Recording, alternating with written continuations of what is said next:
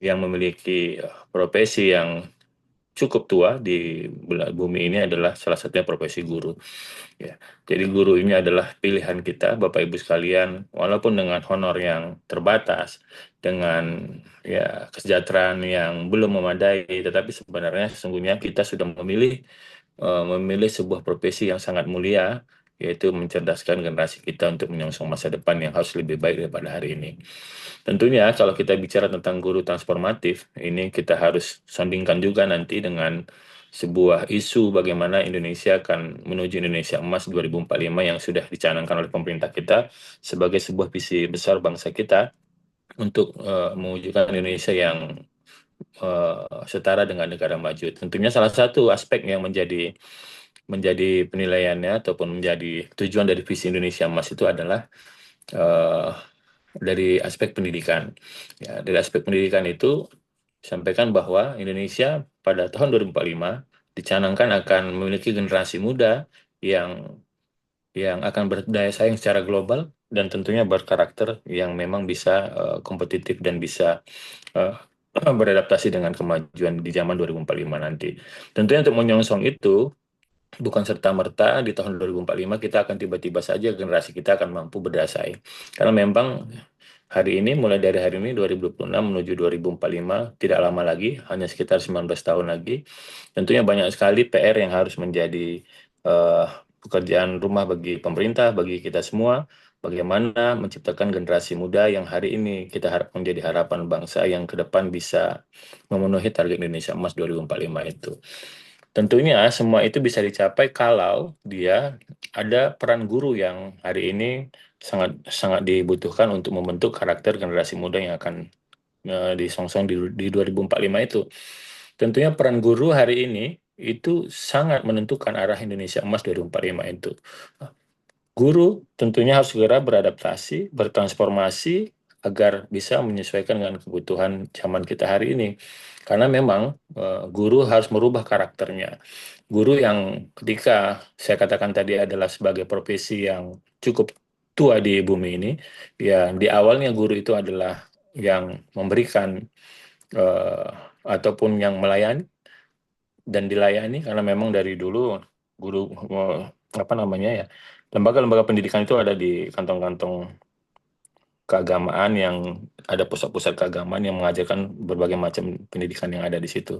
Bukan hanya pendidikan agama, tetapi juga kedokteran, ekonomi itu ada di lembaga-lembaga yang berbalut dengan entitas keagamaan di zaman-zaman sebelumnya itu. Artinya guru pada saat itu adalah sebuah profesi yang dibutuhkan untuk diberikan pelayanan oleh masyarakat. Nah, kemudian berubah lagi, guru sifatnya adalah melayani masyarakat, melayani peserta didik. Tapi hari ini guru harus berubah lagi, harus bertransformasi lagi menjadi guru yang harus kolaboratif. Guru yang kolaboratif itu guru yang mampu membangun hubungan kesetaraan dengan siswa, dengan wali siswa dan pihak-pihak lain, stakeholder lain yang bisa mendukung program pembelajaran itu bisa mencapai tujuannya. Artinya perubahan karakter guru inilah yang disebut dengan guru transformatif ya. Guru transformatif ini nanti didalami oleh pembicara kita, orang yang sangat membidangi urusan ini, Ismail Saleh tadi. Tapi saya sedikit menyampaikan bahwa karakter guru transformatif ini tentunya sekali lagi dibutuhkan untuk membentuk generasi kita di masa depan.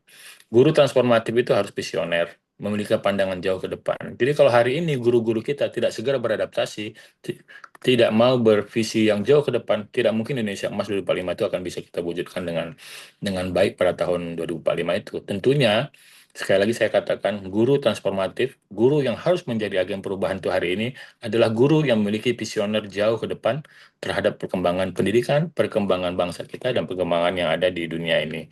Kemudian guru yang transformatif itu, di samping dia memiliki visi yang jelas jauh ke depan, tentunya dia harus juga memiliki karakter yang inspiratif.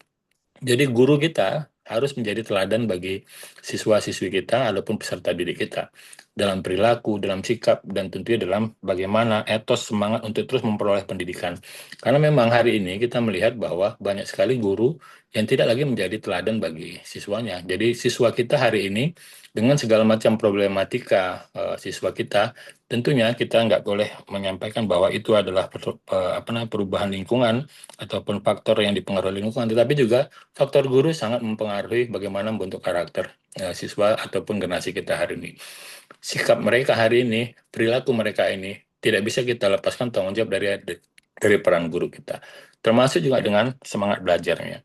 Ya, karena memang guru harus terus senantiasa membentengi diri, menambah dirinya, terus mengeksplorasi potensi dirinya untuk terus meningkatkan pengetahuan, wawasan dan sebagainya.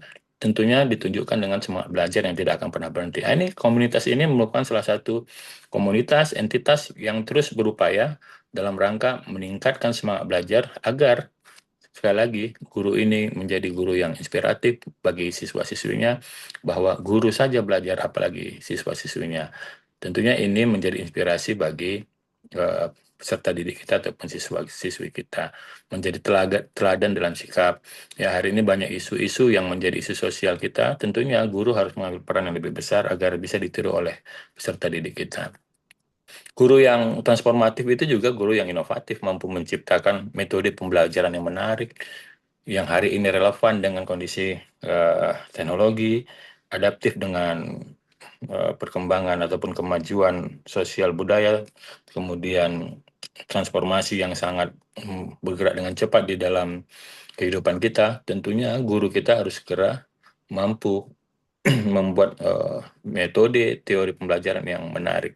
Jadi nggak bisa lagi guru yang ketika mengajar kita di masa-masa sebelumnya itu kita tiru, karena memang prosesnya sudah berbeda, situasi sudah berbeda, dan tentunya perubahan zaman itu hal yang mutlak, dan guru sekali lagi dituntut untuk menyesuaikan dengan kemajuan zaman hari ini.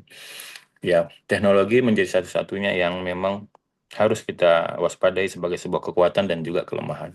Teknologi artificial intelligence juga AI ataupun yang lain-lainnya itu juga memberikan pengaruh yang sangat nyata bagi bagaimana terbentuknya karakter generasi muda kita yang yang tentunya menjadi ketergantungan terhadap hal seperti itu. Ini menjadi PR-PR kita bersama. Jadi Bapak Ibu sekalian, saya nggak akan terlalu panjang bicara tentang guru transformatif, tentunya nanti pembicara akan mendalami itu. Tapi sekali lagi saya katakan bahwa hari ini begitu banyak isu-isu yang menjadi isu yang menarik bagi eh, komunitas kita, bagi guru-guru, komunitas pendidikan, yaitu isu-isu terkait yang hari ini dihadapi oleh para guru-guru kita, menyangkut kesejahteraan, menyangkut kompetensi, menyangkut apa namanya lagi ya, peningkatan kualitas dan sebagainya. Ini menjadi isu-isu yang menjadi dominan di kalangan pendidikan kita, termasuk isu status para guru ini. Ya, banyak guru kita yang statusnya tidak jelas, ya, tetapi dia tetap mengajar untuk masyarakat. Tapi itulah harusnya negara hadir untuk memberikan status yang jelas terhadap posisi guru-guru kita. Jadi Bapak Ibu sekalian, dan tentunya saya ini tidak berpanjang-panjang, bagi saya ini sebuah kegiatan yang sangat menarik sebenarnya, dan dan ya bisa menambah bekal bagi Bapak Ibu sekalian, para guru-guru hebat yang hari ini bergabung dalam webinar kita hari ini. Tapi sekali lagi saya sampaikan bahwa guru transformatif bukan hanya guru yang mengajar di ruang-ruang kelas, bukan hanya guru yang memberikan pengetahuan di tempat-tempat formal, tapi adalah guru yang mampu menggerakkan perubahan. Karena memang sesungguhnya perubahan itu adalah hal yang pasti dalam kehidupan kita. Guru yang mampu membuat perubahan dalam membentuk generasi kita yang unggul, berkarakter, dan siap menghadapi tantangan zaman, yang bisa membentuk generasi kita yang akhirnya nanti akan mampu bersaing secara global. Karena memang ke depan tantangan bagi generasi kita itu tidak semudah tantangan yang kita hadapi seperti hari ini. Tentunya guru menjadi kunci yang sangat penting sekali untuk bisa mewujudkan Indonesia Emas 2045 itu. Karena memang banyak sekali tujuan visi bangsa kita di Indonesia Emas itu, termasuk visi ekonomi kita, visi politik, visi lingkungan, dan visi teknologi dan sebagainya. Tetapi semuanya itu harus ditopang oleh satu visi yang disebut dengan visi pendidikan menjadi pilar utama bisa mewujudkan Indonesia Emas 2045 itu. Visi ekonomi kita akan menjadi negara maju. Tidak mungkin kita bisa menjadi negara maju di tahun 2045 yang jaraknya hanya 19 tahun lagi kalau para generasi kita tidak kita persiapkan hari ini untuk menjadi generasi terbaik yang mampu sekali lagi meningkatkan pendapatan negeri kita, meningkatkan pola saing negeri kita. Oleh karena itu, pelajar-pelajar kita harus kita siapkan dari hari ini. Saya pikir itu yang bisa saya sampaikan. Sekali lagi selamat buat komunitas guru belajar Nusantara. Ya mudah-mudahan dalam waktu dekat, kalau nggak salah saya ada kegiatan yang offline nanti kita lakukan di bulan Juli ataupun Agustus, saya lupa kemarin. Nanti kita di situ bisa lebih banyak berdiskusi menyangkut potret pendidikan kita, carut marutnya potret pendidikan kita, dan prioritas mana yang harus dilakukan oleh pemerintah agar sekali lagi visi Indonesia Emas itu bisa terwujud secara nyata dalam kehidupan kita. Kalau tidak bisa 100% visi Indonesia Emas itu kita wujudkan, minimal ya 50% dari target visi Indonesia Emas itu bisa kita wujudkan di tahun 2045 itu. Terima kasih Bapak Ibu sekalian, sukses buat komunitas kita. Insya Allah kita akan ketemu dalam forum yang lebih eh, bisa bertatap muka langsung dan bisa berdiskusi secara langsung, karena memang ya bagi saya ini sebuah kehormatan bisa memberikan sedikit apa ya informasi ataupun memberikan pembuka pencerahan awal agar nanti diskusi ini bisa semakin dalam oleh pembicara yang sangat luar biasa tadi itu. Terima kasih Bapak Ibu sekalian. Bila saya bilhaq, Assalamualaikum warahmatullahi wabarakatuh. Selamat buat komunitas guru belajar Nusantara. Waalaikumsalam warahmatullahi Waalaikumsalam warahmatullahi wabarakatuh. Terima kasih kepada Bapak Endra Cipta, Pak, tanggal 18 Juli ya Pak. Kami tunggu kehadiran Bapak pastinya. Tanggal Terima kasih 8 Pak. bulan berapa itu? Lupa. Bulan Juli Bapak, bulan Nanti depan. ingatin lagi nanti saya lupa tuh. Siap Bapak, nanti saya ingatkan. Terima kasih ya Pak. Saya ngambil kesimpulan dari keynote speaker yang Bapak paparkan tadi, bahwasanya guru profesional itu adalah organisasi yang profesi yang cukup tua ya. Bahwasanya perubahan guru transformatif itu dibutuhkan untuk membentuk generasi Indonesia pada tahun 2045. Jadi gurunya harus merupakan jadi agen perubahan yang visioner, yang inovatif dan inspiratif dan terus belajar. Terima kasih ke Bapak atas pandangan dan dukungan yang luar biasa bagi kami para guru. Saya ada pantun buat Bapak, membeli serapan di Bika Ambon sehingga sebentar ke Masjid Raya. Pemaparan Pak Endra sungguhlah champion. Semoga Bapak sukses dan sehat serta kaya raya. Amin. Ya Rabbal Alamin. Satu Yang lagi terakhir yang Bapak. menarik. Iya. Jalan-jalan ke ya kaya raya. Satu lagi ini Bapak, jalan-jalan ke Istana Maimun naik kereta, sehingga sebentar membeli durian montong. Terima kasih banyak Bapak Pak Endra Cipta, ilmunya mantap, bikin senyum tak bisa bohong. Terima kasih ke Pak Endra. Ya Saya Bapak nanti nggak Endra, ikut sampai akhir ya. Nanti kalau ya saya apa jika saya keluar. Bapak ya ada agenda yang lain, kami bisa lanjut. Jika Bapak tidak bisa mendampingin kami, boleh Bapak nanti duluan meninggalkan ruangan ini. Terima kasih Bapak. Semoga Bapak sehat dan kaya raya Bapak. Amin, amin. Amin. Kaya raya lagi. Iya Bapak. Oke. Acara selanjutnya, foto bersama Bapak. Sorry, sorry Bapak. Foto bersama kita. Yuk Bapak Ibu. Kita foto bersama dulu yuk Bapak Ibu, yuk buka kameranya semua yang cakep-cakep. Ada Pak Binawan Setia, Kepala Sekolah SMA Al Azhar. Sebentar kali lawak ya kan, ada Pak Kepsek. Oke semua Bapak Ibu, satu, dua, tiga. Oke, ada halaman slide kedua. Satu, dua, tiga. slide pertama lagi. Bapak Ibu, apa nih, Bu Ketua? Begini, gimana Bu Ketua? Gayanya, semangat aja. Begini Bapak Ibu ya. Gimana begini ya Bapak Ibu ya? Bisa Bapak Ibu, dua tangan saya nggak bisa, saya begini aja. Oke, satu, dua, tiga.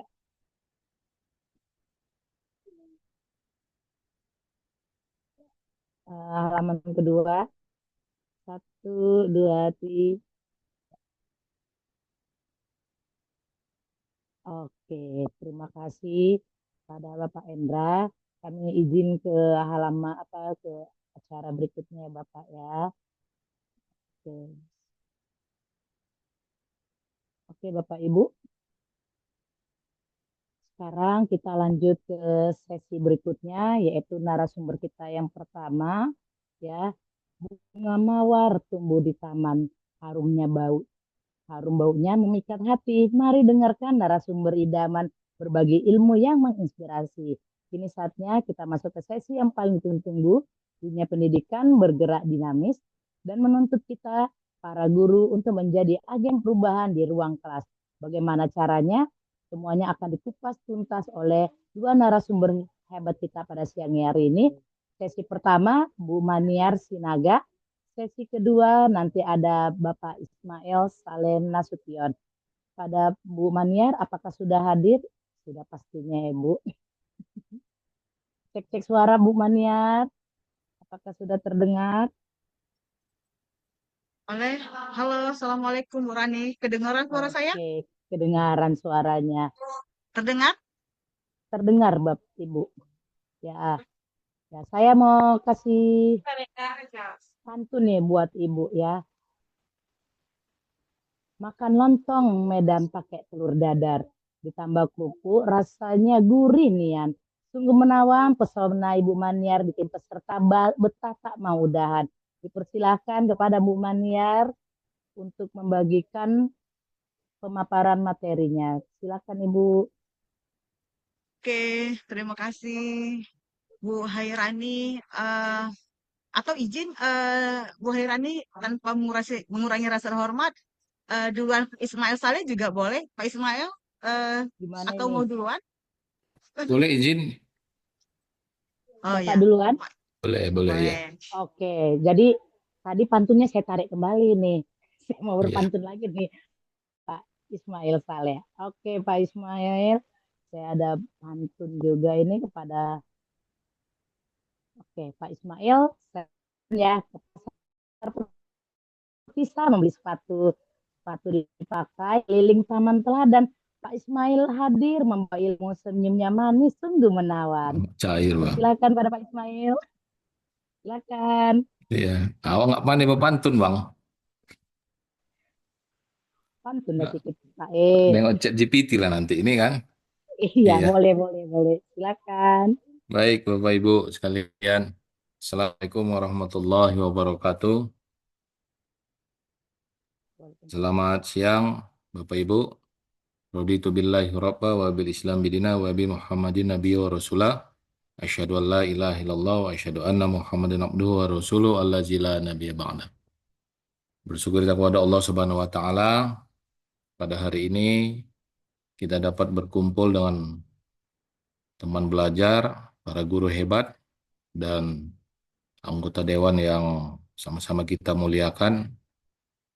Salam pada Nabi Muhammad SAW yang kita harapkan syafaat yaumil akhir nantinya. Ini harus disapa ini kan, senior saya ini, abang saya, Bang Haji Endra Cipta, kita doakan. Ini sudah 2 periode ya Bang, di DPRD Sumut. Jangan bertahan Bang 2 periode Bang. Kalau bisa naik 1 tingkat lagi. Jadi biar makin kuat untuk menyampaikan aspirasi para guru. Ini sungguh luar biasa KKBN ini ya. Eh, Membuat Bang Hendra ya, Pak Hendra ini bagian dari orang-orang yang mau bergerak ya, memperjuangkan aspirasi guru melalui komunitas guru belajar Nusantara.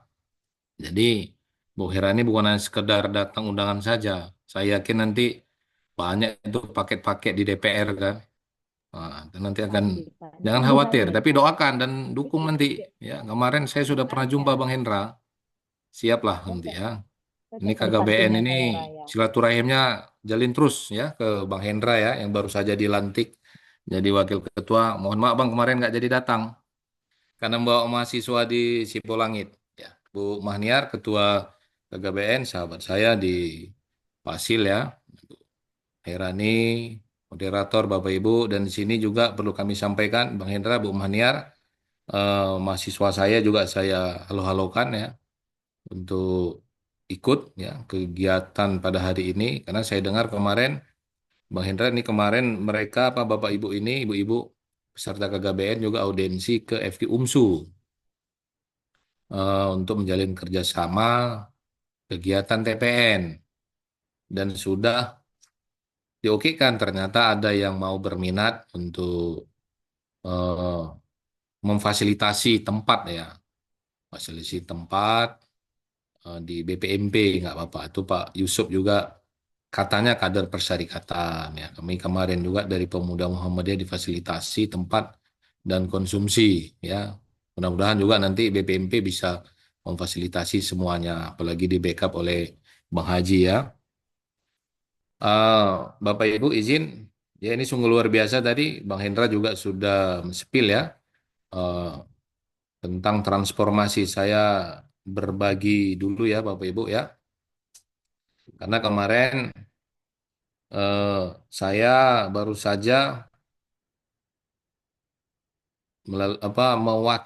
mewakili kampus untuk ikut PUT pembelajaran transformatif khusus dosen. Jadi kemarin saya dihubungi oleh Bu Mahniar, bisa nggak berbagi dengan para guru hebat terkait tentang transformatif ini. Ya, kita berbagi Bapak Ibu ya. Kalau di kampus itu namanya transformatif, sebenarnya kalau di sekolah itu namanya pembelajaran mendalam, sama-sama pendekatan ya. Nah, jadi ini Bapak Ibu ya, kita kaitkan dengan dimensi profil lulusan yang ada, kita ada 8 ya, sehingga pembelajarannya lebih bermakna. Jadi yang perlu dipahami Bapak Ibu ya, transformatif ini kan perubahan ya, perubahan paradigma yang selama ini kita mengajarkannya itu sifatnya konvensional. Tetapi konvensional itu jangan Bapak Ibu hilangkan. Ya, kita juga produk-produk konvensional. Hanya saja harus ada transformatifnya, Bapak Ibu, sehingga pembelajaran itu lebih bermakna. Saya baru saja tadi siang ya melihat di apa di medsos. Nah, kita punya TikTok ini, para mahasiswa juga, para Bapak Ibu ya. Jangan sekedar melihat, mencek out ya, melihat barang-barang baru masuk, apalagi CS sertifikasi, gaji ke-13, mana saja yang mau dibeli gitu kan. Tapi banyak informasi di media sosial itu. Nah, ada dia guru besar, tapi orang Indonesia, tapi dia guru besar di Australia. Nah, ternyata taksonomi Bloom itu yang C1 menghafal itu di Cina, itu sifat menghafalnya juga masih kuat, Bapak Ibu. Menghafal ya. Jadi konvensionalnya itu jangan dihilangkan, Bapak Ibu. Jadi sehingga orang kan ini jangan sempat apa ya, membedakan, memversuskan ya, memversuskan konvensional versus transformatif, tidak. Tapi itu harus dikolaborasikan. Nah ini Bapak Ibu ya, transfer pengetahuan itu tidak saja yang kita lakukan ya, itu modelnya memang model usang. Hanya saja Bapak Ibu ya, ini coba kita pahami Bapak. Sekolah sebagai pabrik hafalan. Tetapi yang saya kunci tadi Bapak Ibu ya, boleh menghafal, ya, boleh menghafal. Tapi kita ingat ini perkembangan zaman. Ya, perkembangan zaman. Anak-anak kan sekarang memang sebenarnya sangat mudah menghafal. Anak kita aja yang belum sekolah ya, mereka belum tahu ya membaca, tetapi mereka sudah hafal mana membuka handphone ya, mana mainan-mainan di game-game yang ada di HP. Nah, itu kan sifat-sifat menghafal ya. Itu jangan dihilangkan, hanya saja Ini model ini sudah usang, sekolah sebagai pabrik hafalan, mengukur ingatan jangka pendek. Nah, ini gagal menjawab dinamika masyarakat global dan perkembangan teknologi. Nah, sekarang ini kan Bapak Ibu sudah mengarah ke teknologi. Apalagi Bu Maniar ini kan pasti digitalisasi, Bu Khairani juga ya digitalisasi gitu kan. Nah, ini sungguh luar biasa ya. Ini yang saya tahu ya. Kalau yang lain izin eh, bukan tidak mau menyebut, tapi saya yang tahu Bu Maniar dan Bu Khairani ya. Nah, artinya Bapak Ibu, karena ini sekarang terlalu sangat cepat ya perkembangan teknologi. Nah, yang sifatnya menghafal jangan dihilangkan, tapi kita lihat kebutuhan abad 21. Nah, kebutuhan abad 21 itu apa Bapak Ibu sini? Ini di sini karakternya yang harus kita kuatkan. Ya, sangat mudah anak-anak itu mendapatkan informasi dari luar tanpa ada kontrol dari orang tua yang ada di rumah. Tapi kita kalau ya terhadap kinerja pemerintah inilah yang dilakukan oleh Bang Hendra ya. Lalu berpikir kritis, Bapak. Jadi bagaimana caranya ini kan di dimensi profil lulusan ini kan ada, Bapak Ibu ya. Nah, bagaimana kita membuat anak-anak itu berpikir kritis? Kalau tidak, gurunya membuat studi kasus, nah di transformatif, nanti ada, saya kasih contohnya. Saya di mata kuliah pembelajaran matematika di SD ya. Nanti akan saya sampaikan contoh yang saya studi kasusnya kepada Bapak Ibu ya. Tapi ini kita awal dulu Bapak Ibu.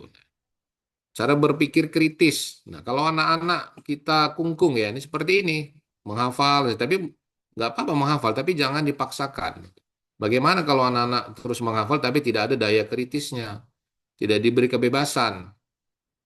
Selalu nanti yang berkuasa adalah guru, ya, teacher center learning. Tapi ini bukan versus Bapak Ibu. Selama ini Bapak Ibu, ya, eh, student center learning versus teacher itu bukan bukan harus dilawan.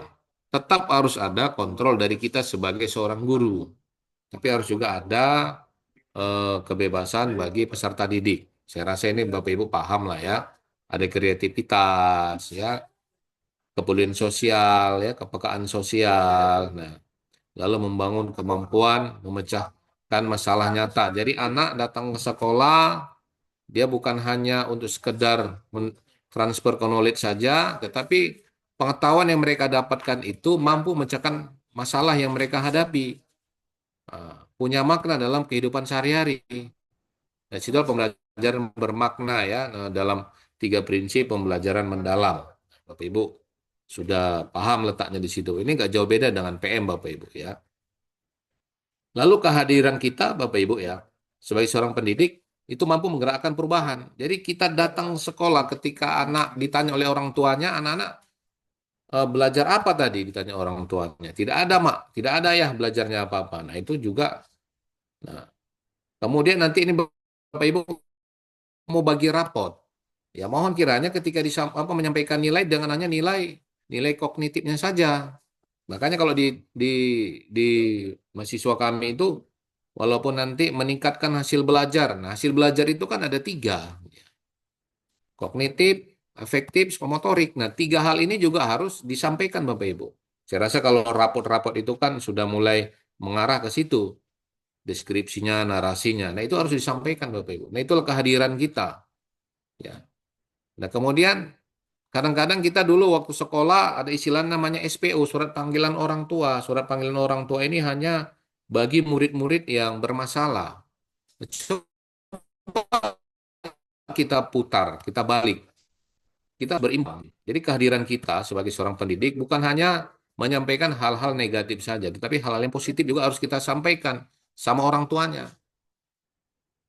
Orang tuanya pasti bosan kalau anaknya terus dipanggil, yang dipanggil hanya permasalahan negatif saja. Tapi coba, pasti ada kelebihan bagi seorang anak. Mereka akan belajar. Belajar itu kan kalau definisi dasarnya itu kan perubahan tingkah laku. Nah, siapa di situ? Ya kita. Ini cerita kita sebagai seorang pendidik yang ada di sekolah ya.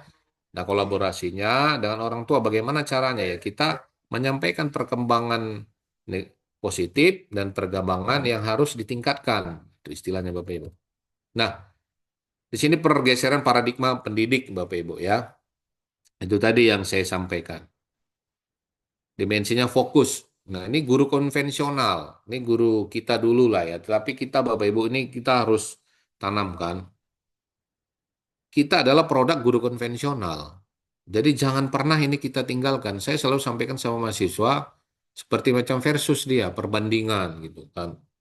Ketika observasi gurunya masih cara konvensional, saya bilang ya, kenapa produk konvensional? Salah, salahnya di mana gitu kan. Transfer hafalan materi dasar ya.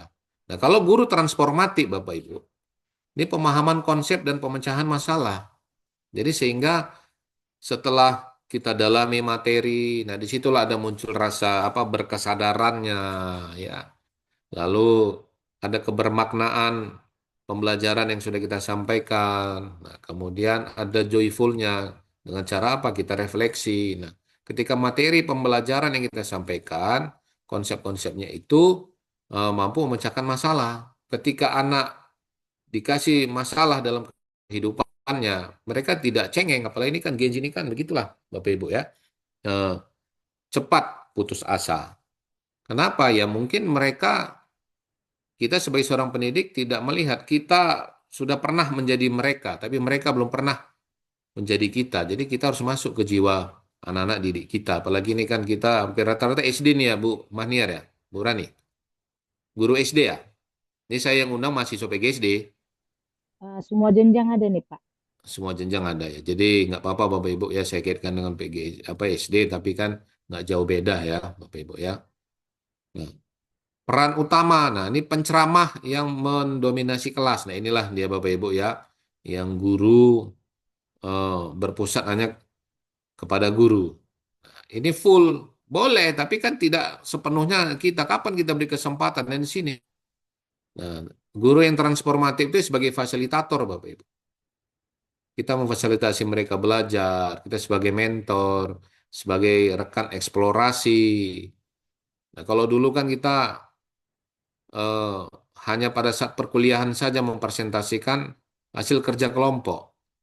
Tapi saya lihat paradigma itu udah mulai bergeser ya ke arah yang positif, ke arah yang transformatif. Murid-murid SD pun sekarang ya SMP, SMA, apalagi SMA ya, SMA itu sudah mulai seperti anak kuliahan. Kerja kelompok hasil diskusi kelompoknya dipresentasikan gitu. Nah, itu juga bagian dari eksplorasi pengetahuan mereka. Nah, kalau zaman kita dulu kan malah yang maju ke depan bukan itu saja orangnya, kan. Tapi ini kan ada kita beri kebebasan ya juga kepada seluruh anak karena anak semua yang hadir di kelas itu juga harus kita beri kesempatan untuk menyampaikan pendapatnya. Lingkungan belajar ya ini tertutup orientasi kepada kepatuhan. Nah, dulu pernah ingat saya apa namanya disiplin positif ya, gitu kan. Waktu saya sekolah penggerak ya, fasil sekolah penggerak VSP ya, Bapak Ibu. Nah, ya nggak apa-apa kita diskusikan ya bagaimana ruang yang aman untuk berdiskusi, kemudian kita buat kesepakatan ya. Jadi jangan sedikit otoriter otoritas kita sebagai guru kita mainkan di situ, tapi juga harus ada ruang diskusi ya. Dan kita kasih kesempatan juga mereka untuk mencoba gitu. Nanti ada contohnya Bapak Ibu, itu begitu dicoba gagal, coba lagi Bapak Ibu. Ya, jangan pula hanya begitu sudah gagal sekali, sudah putus asa. Nah ini harus dipahami ya. Kalau anak mahasiswa sekarang kan di kategori Gen Z, apalagi nanti anak-anak di bawah kita. Nah, ini Gen strawberry ya, Gen strawberry itu nampaknya cantik tapi rasanya asem. Jadi mentalnya itu sudah jatuh kalau kita sebagai guru eh, mengatakan hal-hal yang negatif ya. Ini fungsi asesmen ya Bapak Ibu ya, asesmen formatif, sumatif. Nah, selalu kalau di guru konvensional itu penilaian akhir itu untuk menghakimi hasil. Nah, karena apa? Karena pusatnya hanya sebagai kognitifnya saja, pengetahuan eh, tes saja, tapi kan ada non tesnya juga. Dan malah di sini lebih sering di akhir yang kita nilai Bapak Ibu. Tapi kan harus ada umpan baliknya, ya, for learningnya, ya, umpan balik formatif untuk memperbaiki proses. Dan di sini yang jarang kita lakukan, Bapak Ibu. Ini sangat jarang kita lakukan. Kita lebih sering kemana? Ke sumatif. Ya kalau udah sumatif kan tidak ada umpan balik jadinya.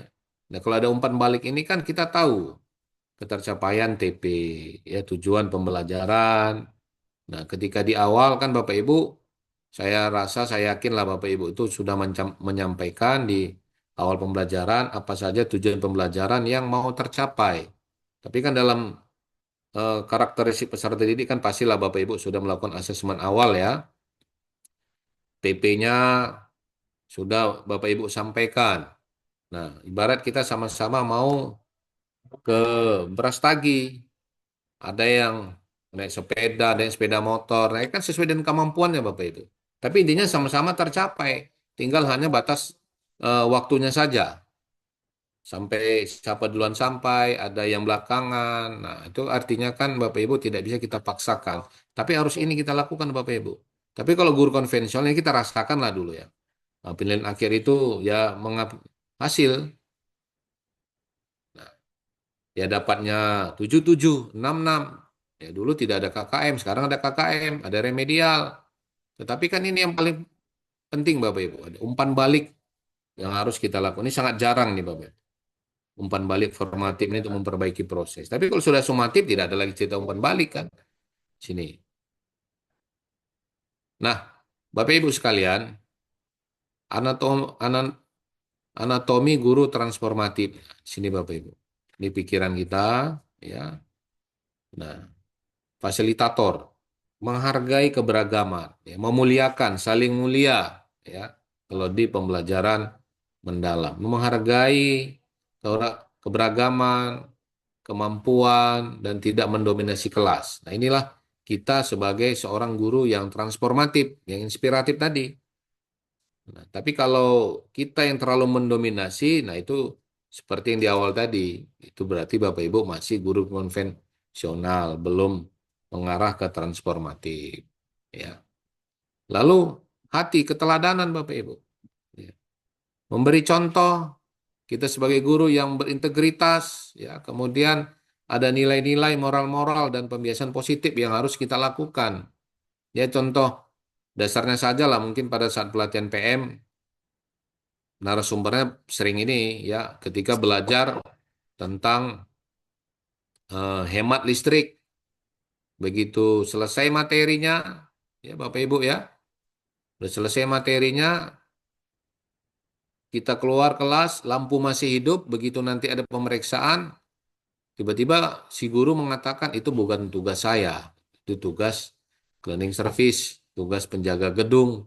Padahal baru saja dipelajari tentang hemat listrik kepada seorang murid. Nah, di mana letak kebermaknaannya? Di mana letak keteladanan kita sebagai seorang guru? Gitu. Sehingga harus ada memberi contoh, ya. Ya nggak apa-apa kita mengajak, ya artinya bukan menyuruh tapi mengajak.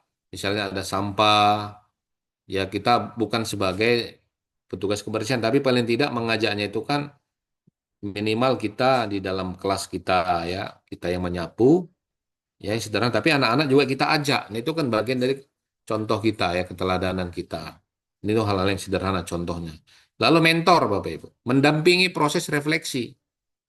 Ya bermacam ragam lah. Di akhir pembelajaran ada yang merefleksinya mereka saling berpasangan menceritakan pengalaman belajarnya dalam satu materi atau kita minta satu-satu ke depan atau ada yang ini tergantung kita. Nah, itulah namanya mentor Bapak Ibu. Kita dampingi ya dan memberikan umpan balik berkelanjutan. Dari refleksi ini kan kita bisa mengevaluasi diri kita tingkat keberhasilan belajar anak. TP-nya dari 28 murid SD, 30 murid. Kalau SMP 30 murid ya, siswanya ya di Dapodik. Kalau SMA 32 ya, kalau nggak salah ya Bapak Ibu. Kalau apa, tolong dikoreksi ya. Artinya jumlah murid pastikan ada yang tidak semuanya tercapai TP-nya. Tapi paling tidak ada refleksi yang kita lakukan sebagai seorang guru. Nah ini motivator. Ya ini bagian dari anatomi guru transformatif, mendorong siswa ya dalam inquiry kolaboratif, ya menemukan potensinya, potensi yang terbaik melalui tantangan nyata. Lalu ini fondasinya Bapak Ibu, pembelajaran sepanjang hayat. Terbuka pada perubahan, yang mau menerima perubahan tapi tetap dalam koridor core-nya pendidikan, lalu memanfaatkan teknologi yang secara bijaksana. Jangan pula kita memanfaatkan teknologi ini ke arah-arah yang negatif, ya. Apalagi ini banyak perkembangan. Jadi jadikan AI itu sebagai teman belajar. Kita yang mengaturnya, ya banyak. Claude A, ChatGPT, kalau di PPT ada Gamma, tapi kan kita yang perintah, kita yang otak awalnya itu kita gitu. Ya nggak apa-apa kalau guru apa murid menggunakan, tapi kan artinya kan mereka sudah paham, sudah tahu, tapi tetap di bawah koridor kita, kita yang memerintahkan, kita yang punya kata kuncinya, ya itu silakan Bapak Ibu. Dan berkolaborasi dengan komunitas. Nah inilah dia, Bapak Ibu sudah punya komunitas ya. Ada PGRI, ada IGI, ada komunitas guru belajar Nusantara. Kalau di Muhammadiyah ada Majelis Dikdasmen, ada Forum Guru Muhammadiyah. Nah itu komunitas. Jadi Bapak Ibu syukur ini dari berapa 4 juta guru ya, bukan 43 juta guru ya, 4 juta guru itu perlu diralat ya.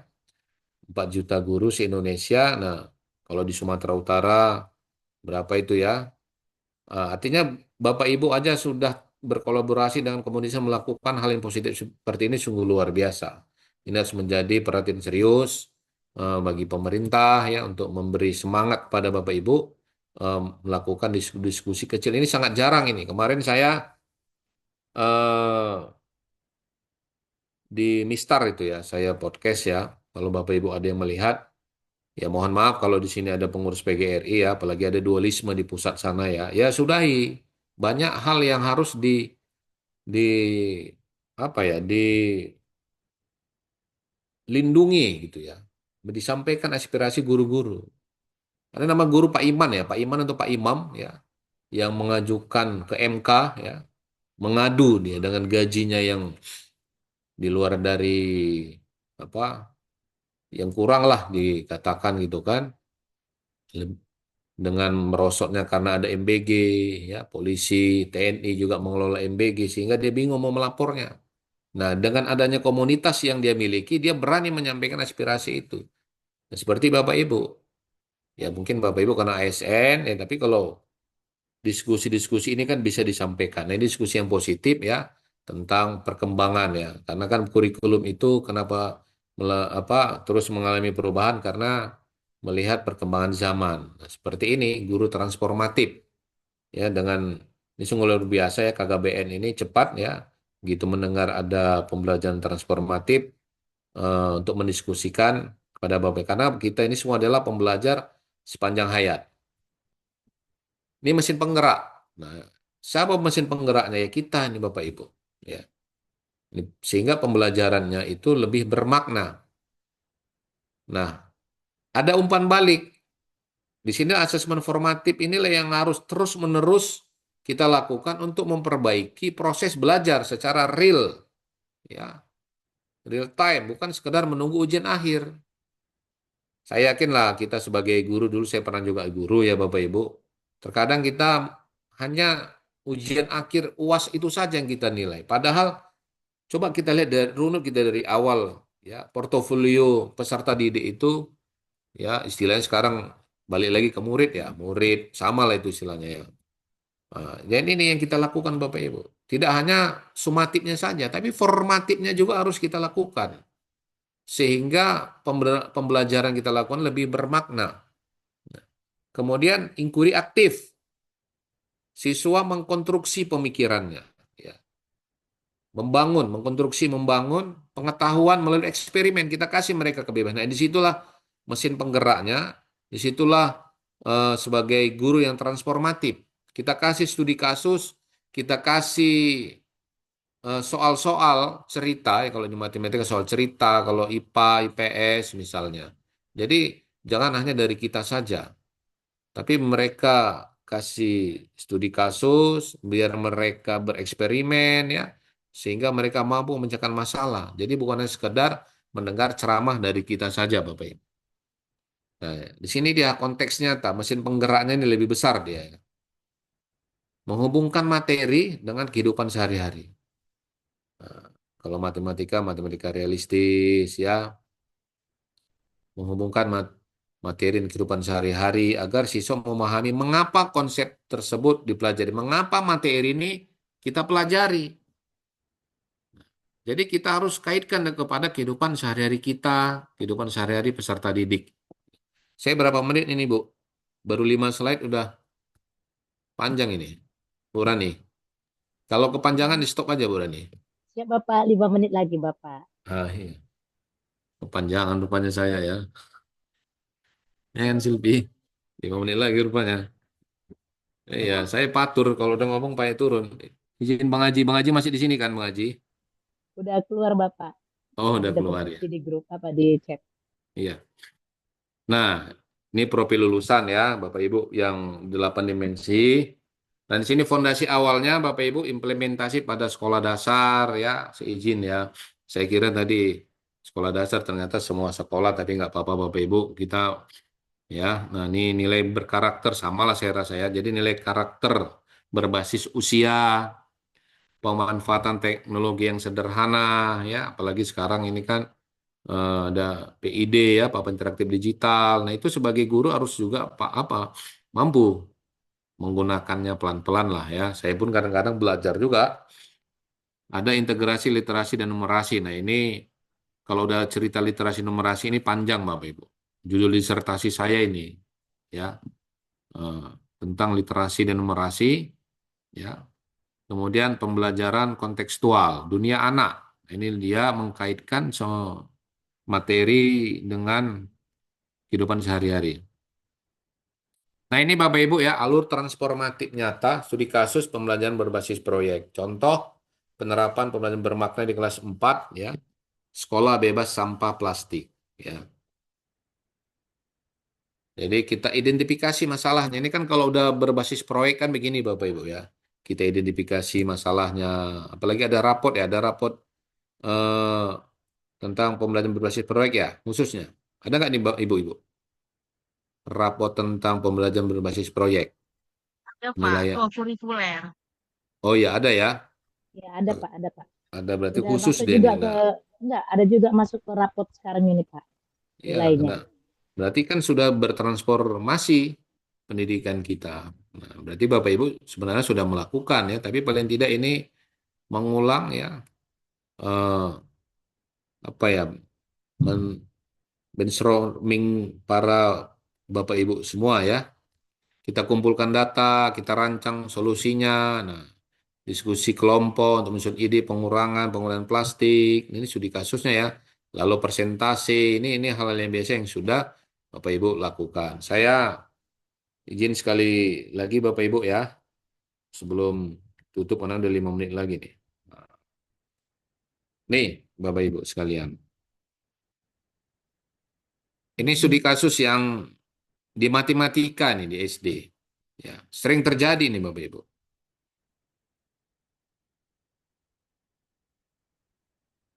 Nah, kelas 4 SD Bu Rini ya, dan soal pecahan.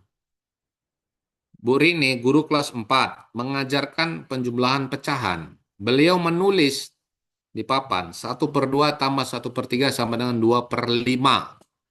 Kemudian menjelaskan, ya Bu Rininya menjelaskan, pembilang ditambah pembilang, penyebut ditambah penyebut. 20 menit kemudian, 28 dari 32 siswa dapat mengerjakan soal serupa dengan benar yang dijelaskan oleh Bu Rini. Sehingga Bu Rini merasa puas. Murid-muridnya sudah paham. Pertanyaan analisisnya, nah coba kita jawab nih sama-sama Bapak Ibu. Nggak apa-apa, kita diskusi. Ya, ini yang PPG juga yang mahasiswa nggak apa-apa. Apakah 1/2 ditambah 1/3 sama dengan 2/5? Benar secara matematis kira-kira menurut Bapak Ibu? Gimana Bapak Ibu? Ini udah, kalau udah siang-siang gini kan memang bawaannya enaknya ngopi kan. Secara matematis benar nggak ini soal jawabannya? 1/2 ditambah 1/3 sama dengan 2/5. Ayo Bapak Ibu. Salah. Salah. Cara matematisnya ya. Nah, mengapa 28 siswa menjawab benar jika konsepnya keliru? Kenapa, Bapak Ibu? Ya karena memang ini penjelasan dari si gurunya tadi. Apa yang sebenarnya dipelajari siswa? Apa yang akan terjadi saat soal ini muncul di jenjang berikutnya? Apa tanggung jawab calon guru dalam situasi seperti ini? Kira-kira menurut Bapak Ibu, dengan kasus seperti ini guru konvensional atau guru transformatif?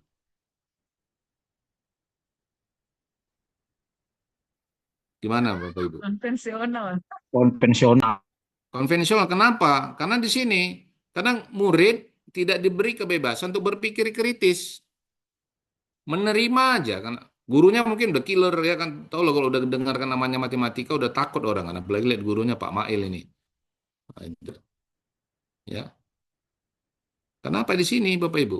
Pokoknya dijelaskan, ditanya udah kok jelaskan aja itu, begitu caranya. Tapi tidak diberi kebebasan kepada peserta didik karena gurunya tidak membuat dirinya sebagai fasilitator. Nah, ini di sini dia Bapak Ibu. Ya. Jadi buat soalnya seperti ini saya sampaikan ke mahasiswa. Tunjukkan perhitungan yang benar beserta penjelasan konseptual tentang makna penjumlahan pecahan. Jadi tidak hanya sekedar mahasiswa itu menjelaskan 1/2 tambah 1/3, ya, yang harus menyamakan penyebutnya, tetapi juga mereka harus menjelaskan supaya apa? Supaya berpikir konstruktifnya, berpikir kritisnya juga jalan. Itu dia Bapak Ibu ya. Baik Bapak Ibu, eh, ini yang bisa saya diskusikan, saya sampaikan ya. Kalau ada hal yang mau didiskusikan, silakan ya. Saya kembalikan kepada Ibu Rani, Ibu Maniar. Terima kasih. Assalamualaikum warahmatullahi wabarakatuh. Selamat sore. Waalaikumsalam warahmatullahi wabarakatuh. Selamat sore Bapak. Ya, terima kasih ya Bapak atas pemaparan yang Bapak berikan ya Bapak. Isinya sepertinya daging semua karena di situ tadi eh, telah dipaparkan bahwasannya Bapak telah memberikan adanya identifikasi masalah, kumpulan data, rancangan solusinya, presentasi, dan tak lupa juga harus ada aksi nyatanya. Dan itu tertuang di dalam rapor pendidikannya seperti itu. Dan kami juga sebagai guru bahwasanya ada nilai proyeknya di dalam rapor pendidikan kita ya, apalagi sekarang rapor kami sudah digital seperti itu Bapak. Dan jika ada pertanyaan, apakah sekarang ini atau nanti Bapak, karena biar disatukan, jika Bapak Boleh sekarang, boleh nanti. boleh sekarang, boleh nanti. Oke, terima kasih Bapak. Berarti Bu, kita gandeng aja nanti bersama Bu Iya. Maniar ya. Saya ada pantun untuk Bapak, pergi ke Medan lewat jalan tol, berhenti di kedai, membeli kail. Pemaparan sangatlah jempol. Terima kasih banyak Pak Ismail. Sama-sama, Bu. Oke, sesi kedua, yaitu yang kita tunggu-tunggu ini sekalian pemaparan bagaimana kita telah menjadi guru transformasi ini pasti ada praktik baik dan misi-misi belajar kita yang mau kita buat ini lagi dan bisa langsung kita tuliskan di misi, apalagi di acara TPN 13. Kita tadi sudah Bu Maniar saya kasih pantun, sekarang kita sambut ya Ibu Maniar untuk pemaparannya. Layar dan waktu saya berikan kepada Bu Maniar. Silakan. Oke, terima kasih Bu Hairani. Masya Allah. Selamat sore teman-teman belajar saya pada sore hari ini. Assalamualaikum warahmatullahi wabarakatuh. Tadi Bapak saya izin menyapa Bapak Ibu adalah teman-teman belajar saya. Jadi Saya saya juga berterima kasih kepada Pak Hendra walaupun sudah keluar Zoom. Saya juga berterima kasih kepada teman belajar kita yang baru sekarang ya di KGBN. Karena dosen PGSD sangat ini ya, ya dosen guru ya Kasih Ismail itu terus KGBN yang mendampingi guru-guru untuk belajar.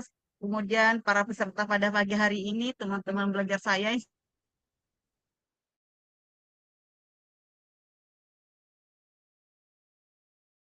belajar jadi tim kurator di TPN 13 Kota Medan gitu ya.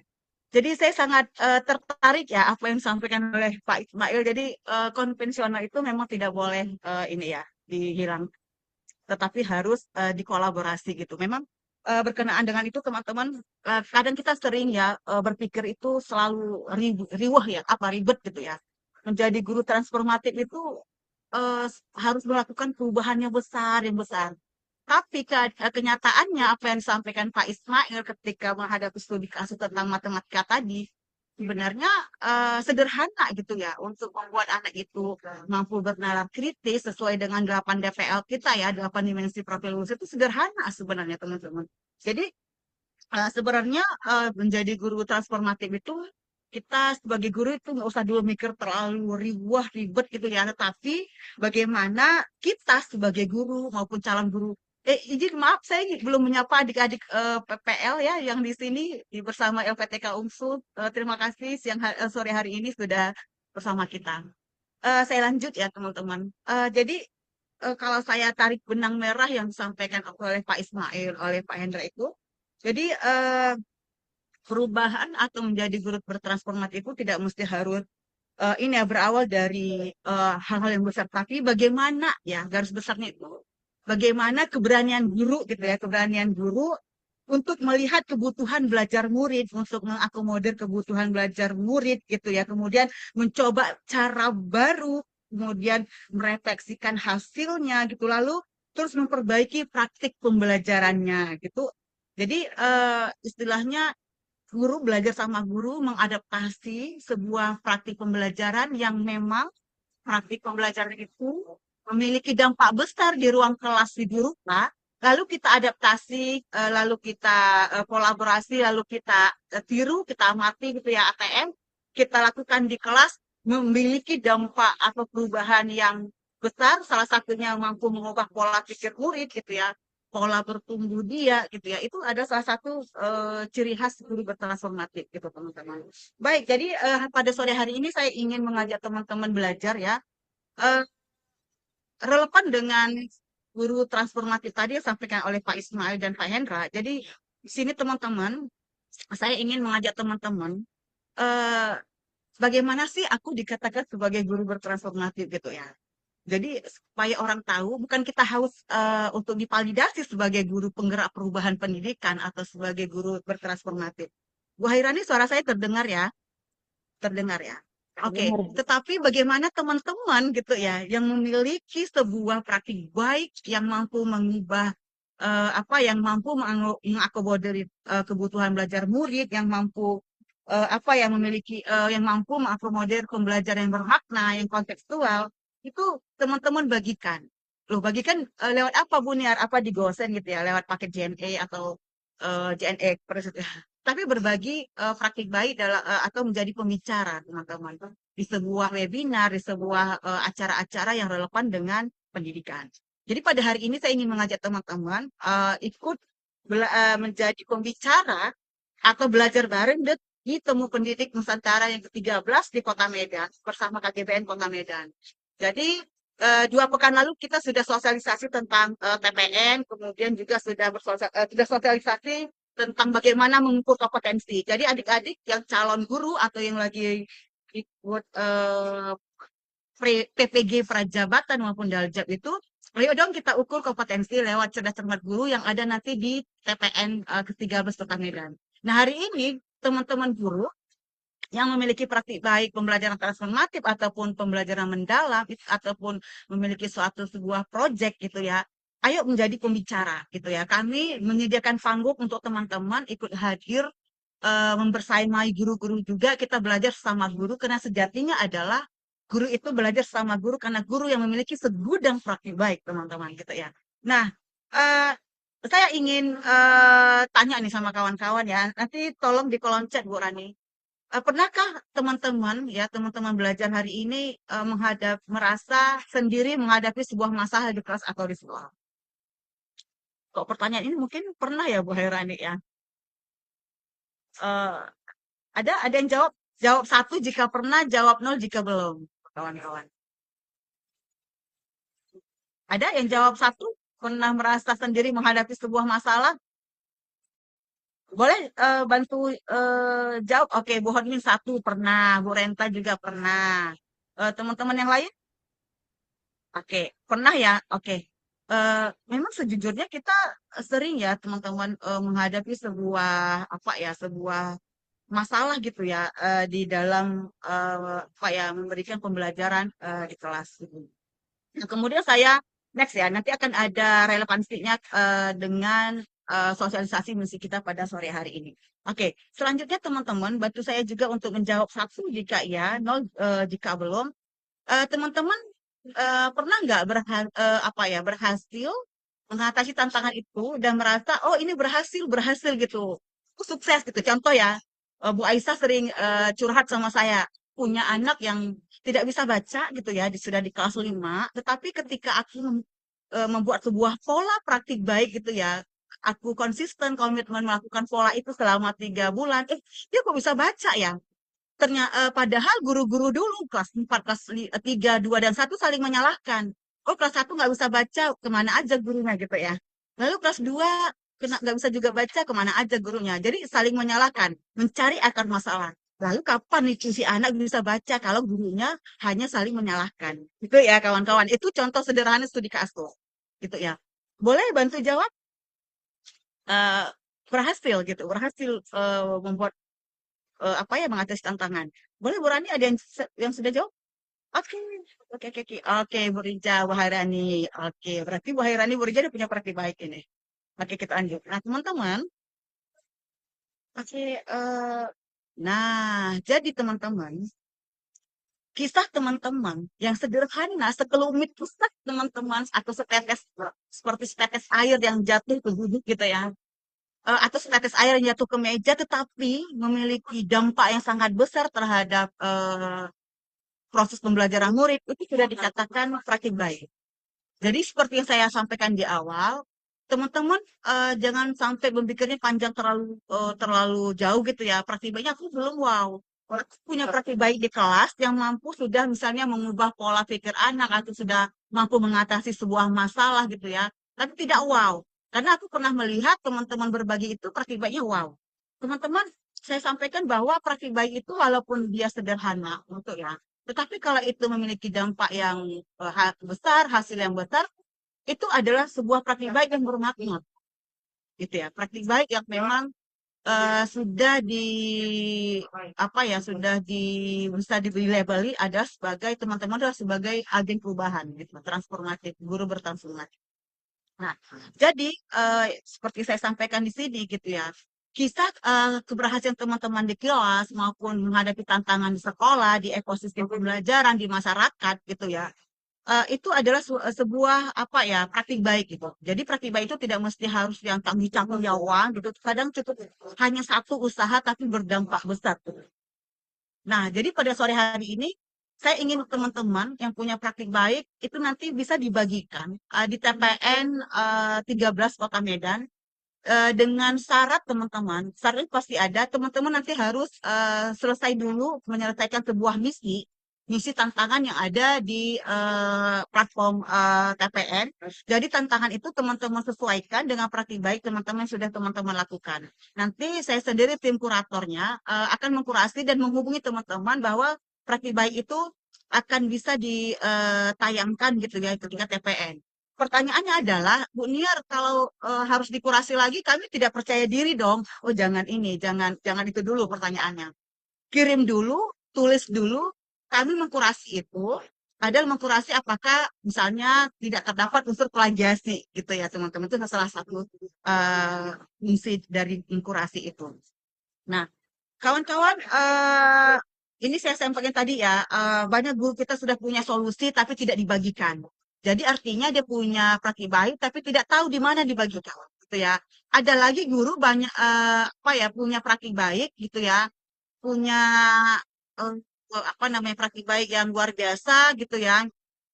Tapi dia bingung kemana untuk dibagikan itu satu. Ada lagi guru-guru yang punya masalah, punya tantangan, tapi bingung mencari bagaimana mengatasinya. Jadi di TPN 13 ini nanti teman-teman, nanti kita akan belajar sama guru yang punya praktik baik gitu ya. Kita akan adaptasi sebuah praktik baik itu yang bisa kita modifikasi, kita bisa adaptasi ketika nanti berada di ruang kelas kita. Tuh kawan-kawan. Nah, jadi teman-teman, tantangan-tantangan yang teman-teman hadapi nanti di kelas, nanti insya Allah di TPN itu akan mendapat solusinya melalui apa Bu Niar? Melalui ikut di TPN di Cerdas Cermat Guru maupun mendengarkan pembicara-pembicara hebat kita nanti berbagi praktik baik.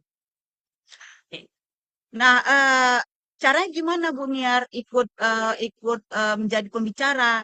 Nah, nanti teman-teman harus mengisi misi. Apa sih itu misi gitu ya? Nah, misi itu adalah platform teman-teman yang berbasis tantangan bagi pendidik, bagi pemimpin. Jadi yang menjadi pembicara di TPN ini nggak mesti harus guru, tapi kepala sekolah boleh, pengawas juga boleh, bahkan guru-guru yang sudah baru tamat juga boleh, yang memang dia punya praktik baik, walaupun belum dia praktikkan, tapi dia ketika PPL dulu di sekolah gitu ya, dia punya sebuah satu solusi gitu ya terhadap satu kasus.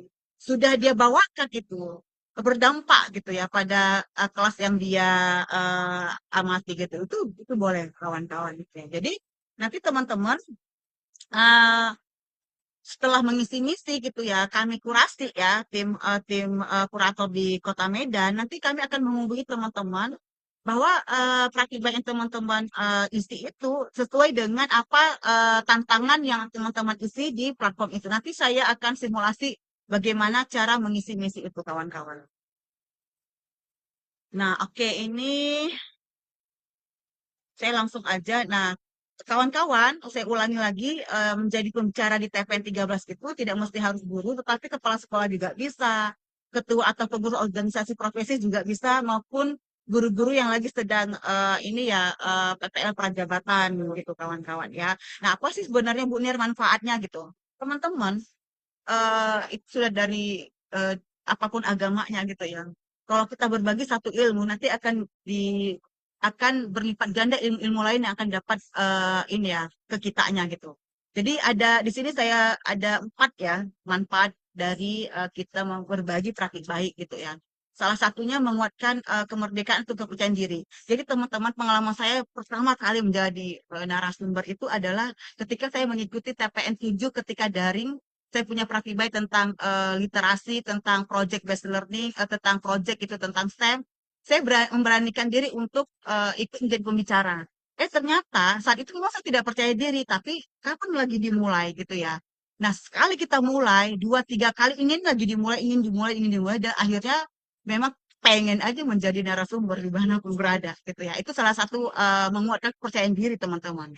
Kemudian untuk merawat diri sebagai guru pembelajar sepanjang hayat.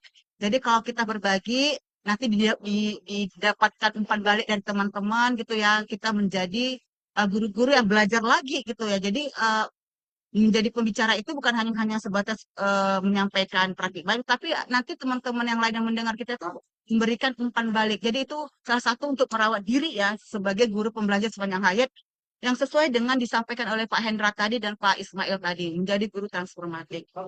Kemudian tentunya akan memperluas kolaborasi dan jejaring profesional teman-teman. Jadi di TPN 13 ini kita membuka ruang pertemuan ya kan dengan lintas mapel, sekolah dan daerah gitu ya. Kita belajar bersama, belajar bareng, ukur kompetensi bersama gitu kawan-kawan. Jadi di sini nanti bertambahnya teman-teman belajar kita gitu ya.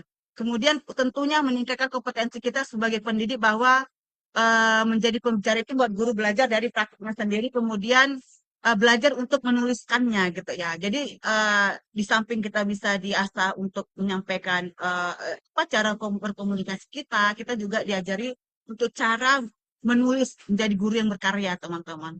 Kemudian membangun karya. Ketika pertama kali saya menjadi pembicara itu di TPN 7 ketika COVID itu, di situ saya pertama kali belajar menulis konsep praktik baik yang sederhana gitu ya, sederhana tapi memang teman-teman, memang terpola gitu oleh saya bahwa praktik baik itu nggak mesti harus yang wow-wow, tapi memang berdampak kepada murid sesuai dengan dimensi profil lulusan yang saat ini, yaitu pembelajaran abad 21 itu merupakan apa? Sebuah dorongan dari dalam ya, dorongan dari intrinsik kita, faktor internal kita untuk menjadi guru berkarya. Akhirnya praktik baik saya itu diterbitkan gitu di surat kabar guru belajar. Akhirnya ya jadi guru bukan hanya sebatas guru mengajar di kelas, tetapi menjadi guru penulis gitu ya.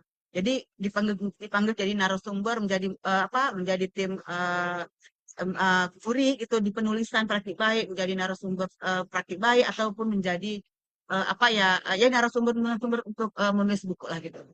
Itu bonusnya teman-teman. Tapi yang luar biasa itu adalah dorongan dari dalam diri bahwa kita memang mau belajar lewat apa? Lewat berbagi praktik baik. Praktik baik kita diumpan balik orang, diadaptasi orang, kita bangga dan kita ingin lagi menyebarkan kebaikan-kebaikan itu teman-teman secara simultan gitu ya. Oke, ini saya tadi cerita spill tentang pengalaman saya pertama kali gitu ya menjadi menjadi pembicara nasional di tengah COVID gitu ya, di tengah COVID-19 saat itu saya angkat judulnya guru mengajar, guru penulis dan guru berkarya gitu. Alhamdulillah teman-teman dari perjalanan awal saya itu punya keberkahan sampai saat ini, punya banyak kawan, termasuk teman-teman yang di sini yang hadir gitu ya, punya banyak punya apa namanya ya, ya sebuah wadah belajar. Nah, ini juga salah satu pengurus GBN yang kemarin dia menjadi pembicara nasional di TPN 10 atau 11 gitu ya Bu Aisyah ya. Awalnya dia tidak percaya diri ingin berbagi di tahap nasional, tetapi saya katakan kalau nggak dimulai dari sekarang kapan lagi gitu ya. Padahal praktik baiknya itu sederhana yang saya sampaikan tadi. Mengajari murid kelas 5 yang tidak bisa baca, akhirnya dia 3 bulan itu bisa baca gitu ya. Akhirnya dia diberi kesempatan gitu ya untuk berbicara secara luring ya di Gelora Bung Karno kemarin kalau salah saya. Mana bos saya? Oh di Prosbok Jakarta. Akhirnya dia mendapatkan sebuah reward gitu ya bahwa memang praktik baiknya itu mengajari murid yang sudah kelas 5 nggak bisa baca itu berhasil gitu ya teman-teman. Akhirnya ya sampai saat ini beliau ya aktif juga menjadi fasilitator. Jadi bermula dari hal-hal kecil kawan-kawan. Dari hal-hal kecil kita berbagi sama guru akhirnya terbiasa terbiasa dan kita bisa menjadi orang yang hebat kata orang tetapi walaupun kita tidak boleh merasa hebat. Karena kalau kita terus merasa hebat proses belajar itu akan berhenti. Orang boleh mengatakan itu hebat, tapi diri kita adalah tidak boleh ya. Kalau itu prinsip saya. Tapi kita boleh mengatakan saya adalah guru belajar. Jadi mau mengajarkan sesuatu harus belajar lagi gitu kawan-kawan. Nah ini spill-spill saya ya, yang pengalaman tahun lalu menjadi pembicara di nasional. Jadi teman-teman kita banyak jumpa dengan kawan-kawan belajar lah kalau menjadi menjadi guru yang transformatif tadi yang disampaikan oleh Pak Ismail gitu. Nah, ini salah satu juga praktik baik yang sudah saya sampaikan. Akhirnya praktik baik kita itu bisa diterbitkan oleh orang gitu ya, berbagi bukan hanya sebatas di ruang virtual, tapi bisa dibaca gitu teman-teman. Sederhana tetapi berdampak gitu ya, kawan-kawan. Jadi sore hari ini saya ingin mengajak teman-teman itu yang punya pengalaman praktik baik, ayo dong isi misi menjadi pembicara, kami punya panggung itu teman-teman mulai dari hari ini mengisi misi. Kenapa harus misi misi Bu Niar? Karena di misi itu ada tantangan-tantangan yang nanti tantangan itu teman-teman sesuaikan dengan praktik baik yang teman-teman sudah lakukan. Nanti kita simulasi caranya. Ini juga teman-teman yang ini ya sudah berhasil juga dari awal menjadi pembicara di Temu Pendidik Guru ya TPN. Oke, nah sebenarnya Bu Niar praktik baik apa sih yang dibutuhkan di TPN itu? Ya, praktik baiknya adalah praktik baik yang berpihak pada murid. Artinya praktik baik yang memang betul-betul mengakomodir kebutuhan belajar murid gitu kawan-kawan. Tidak ada miskonsepsi. Maksudnya Bu Niar gimana tidak ada miskonsepsi gitu? Artinya contohnya di sini ya, konsepsi itu adalah saat ini kan kemarin-kemarin itu sering beredar ya bahwa untuk diferensiasi itu selalu di highlight ya adalah gaya belajar. Padahal bukan gaya belajar gitu ya untuk diferensiasi, tetapi adalah cara dia belajar gitu. Jadi di situ yang harus kami kurasi teman-teman. Kenapa harus dikurasi Budar? Aku aja mendengar seram. Tidak usah seram. Kurasi itu tadi balik lagi mungkin tidak terjadi miskonsepsi gitu ya. Mungkin ada teman-teman mengambil sebuah model PJBL tapi sintaknya seperti model PBL gitu ya. Itu yang harus perlu kami kurasi. Tapi kalau misalnya kami anggap teman-teman itu sudah memiliki praktik baik yang memang berdampak, ada hal-hal yang mau diperbaiki, kami bukan tidak meloloskan. Kami akan hubungin gitu ya, tapi kami suruh perbaiki. Kami kasih umpan balik. Jadi balik lagi, kalau kita sama murid itu memberikan umpan balik, kami juga akan memberikan umpan balik kepada calon narasumber pembicara. Jadi jangan khawatir gitu teman. Oke, nah Izin teruji Bu, di lapangan. Maksudnya teruji di lapangan izin itu Bu, adalah sudah terbukti. Bu, Ya, Bu Hairani, izin 5 menit lagi ya waktu Bu. saya. Oh, 5 menit lagi. Aduh, Ya, berarti 15 menit sempat nanti ini ya panitia ya. simulasi. Oke. Oke, oke, oke, oke. Baik, jadi konsep penulisannya, ini saya spill ya, model atap. Kalau teman-teman lebih familiar model STAR, ya STAR, situasi gitu ya, tantangan, sama dengan model atap. Atap itu hanya beda S dan A-nya aja sih begitu ya. Awal itu adalah sebuah situasi ya. Kalau di STAR itu S itu situasi gitu. Sama. Sederhana ya. Dimulai dari misalnya situasinya apa yang teman-teman hadapi, kemudian tantangan tersulitnya apa, lalu teman-teman melakukan aksi untuk menyelesaikan sebuah tantangan di lapangan, kemudian apa perubahan dan pelajaran. Nah, rasa saya konsep atap dan STAR ini sudah familiar bagi kita guru-guru. Karena guru-guru itu punya gudang praktik baik gitu ya. Siapa sih yang punya praktik baik terbanyak adalah guru. Kenapa? Karena guru, apalagi guru SD ya, adalah guru masternya ilmu, maksudnya masuk matematika, masuk IPA, masuk pendidikan Pancasila, masuk bahasa Indonesia, pasti punya praktik-praktik baik ketika mau memberikan pembelajaran kepada murid-murid. Oke. Nah, ini tahapannya, nanti teman-teman masuk ke link ya, ke link TPN Guru Belajar. Bu Rani, saya izin simulasi sebentar boleh ya? 3 menit saja, 3 menit. Siap Ibu. Bisa? Silakan. Sebentar ini saya stop teman-teman. Oke.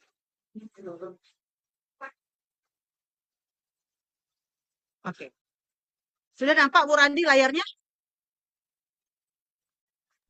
Sudah nampak? Sudah Ibu. Sudah. Oke, jadi teman-teman nanti masuk ke link tpngurubelajar.org. Nanti kalau yang belum pernah mendaftar, teman-teman mendaftar. Lalu setelah mendaftar, teman-teman nanti akan tampil di dashboard itu ada misi belajar dan seperti saya tampilkan, ada misi belajar dan pendaftaran.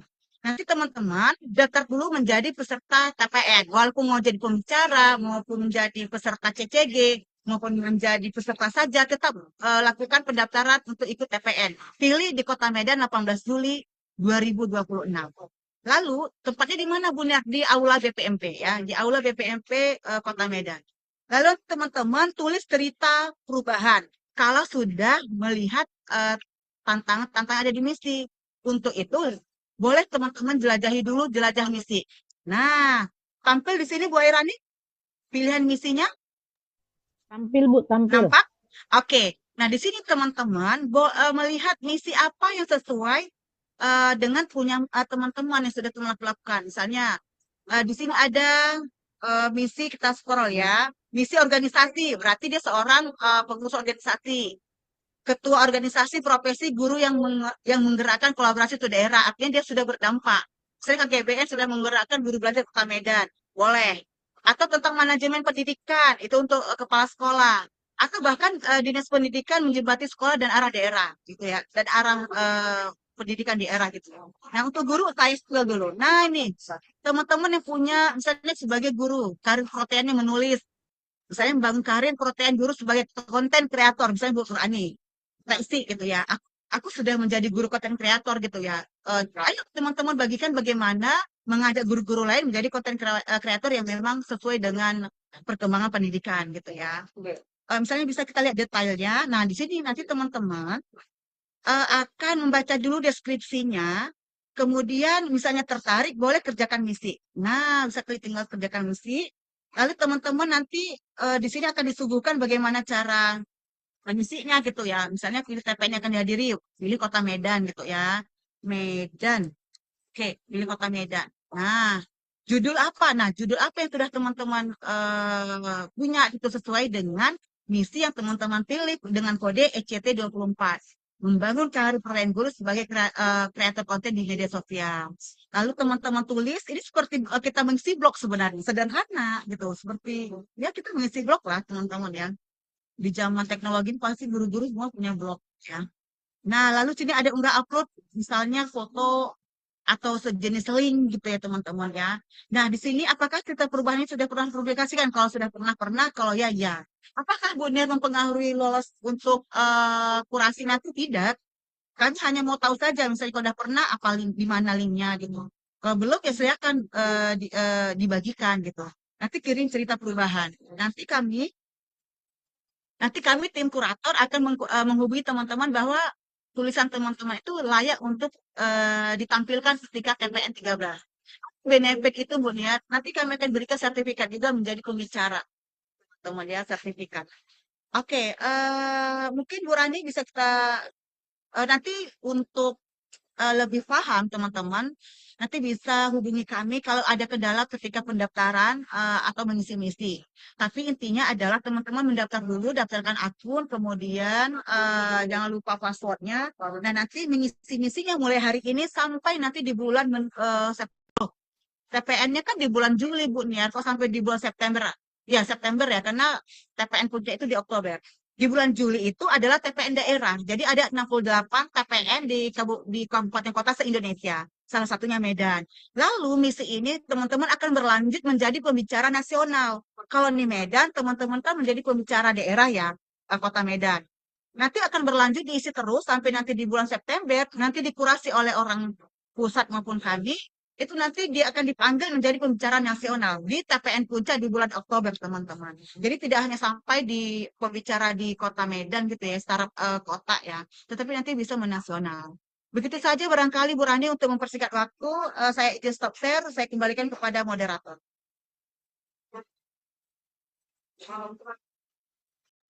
Terima kasih kepada Bu Maniar atas pemaparan yang luar biasa ya Bu Maniar. Bosannya nyambung ini dari pemaparan Pak Endra, dari pemaparan Pak Ismail dan intinya salah. Intinya semua apapun itu guru transformatif kita bisa ini menuliskannya ke misi kita yaitu praktik baik yang kita lakukan di sekolah kita. Ada pantun buat Bu Maniar ini. Makan mie balap makan mie balap di makan mie balap dicampur bakwan, minumnya es teh manis sekali. Bu Maniar cantiknya kelewatan, apalagi pemaparan yang mantap sekali. Bungkus. Oke Bapak Ibu, ini ada waktu kira-kira 10 menit lagi untuk jika ada tanya jawab tentang pemaparan Pak Ismail tentang guru transformatif dan tentang misi belajar yaitu bersama Bu Maniar, dipersilakan boleh di kolom chat juga boleh langsung. Silakan Bu, Bapak Ibu. Oke, udah ada nih satu guru cantik kita Bu Nur Hamidah, kayaknya saya kenal ini dari Medan Selayang ini ya Bu ya, sering main layang-layang Ibu ini. Oke, silakan Bu Nur Hamidah jika mau bertanya. Ada? Oh, nggak ada, terpencet mungkin ya. Apakah ada pertanyaan Bapak Ibu?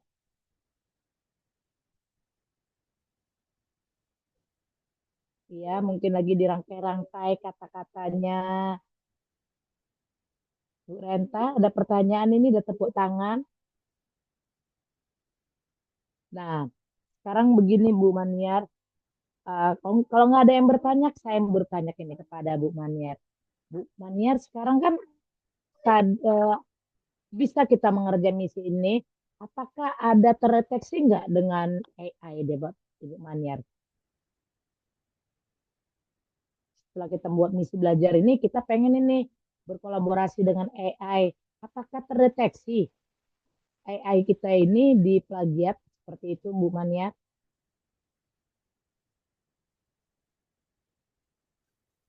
Izin Bu Rani, ya gimana? Misalnya, saya buat misi belajar ini, memang saya udah sering buat misi belajar, tapi nggak sebanyak ibu-ibu ini. Paling saya 10 atau 15. Kalau ibu-ibu ini sampai 30, 50 ini misi belajarnya. Nah, di situ kadang kan kita pengen ini membuat tulisan kita ini kece ya kan. Kita gabungkan dengan AI ini. Apakah tulisan kita itu terdeteksi dengan AI, Ibu Mania? Seperti itu. Oke, tadi AI ya. Izin ya, headset saya sudah lowbat, jadi agak ribut gitu. Karena numpang ngejum juga, tempat. Kalau untuk AI, jadi teman-teman begini, kita kan nampak ya dengan kalau untuk mengkurasinya nanti itu kan pasti yang diukur dulu adalah plagiatnya gitu ya. Tapi teman-teman jangan juga teman-teman membuat sebuah praktik baik itu namanya praktik baik, berarti sudah dipraktikkan gitu ya. Jangan pula nanti praktik baiknya itu dari AI gitu kan. Walaupun nanti penulisannya bisa di apa ya diparafrase oleh AI. Saya teman-teman punya praktik baik yang tidak bisa menuliskan gitu ya sesuai dengan apa ya dengan gaya bahasa yang komunikatif yang humanis gitu. Ya boleh AI, tapi bukan berarti praktik baik itu berasal dari AI mencari idenya. Gitu itu maksudnya Bu Hairan. Saya mau konfirmasi. Oke, jadi ya boleh kita pakai AI, tapi tidak bulat-bulat kita ambil ya Bu ya. Jadi harus ada lah sedikit-sedikit kita parafrasikan, kita edit-edit sedikit lah ya Bu ya. Ya, Oke, terima artinya kasih. artinya ide itu pasti dari kita kan. Idenya dari kita, lalu kita sudah melakukan punya punya rekam jejak, misalnya dokumentasi foto atau link-link yang sudah kita bagikan di media sosial. Itu salah satu apa ya menguatkan kita untuk tim kurator untuk meluluskan.